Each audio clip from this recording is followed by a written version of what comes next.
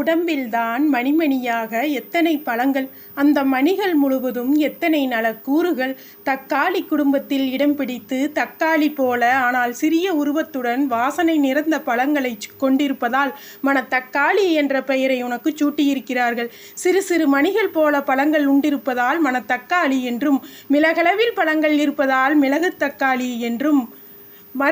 இதை தவிர்த்து உலகமாதா, விடைக்கந்தகம், வாயசம், காமாட்சி, கரிஞ்சுக்கிட்டி என்று எத்தனை வட்டார பெயர்கள் உனக்கு.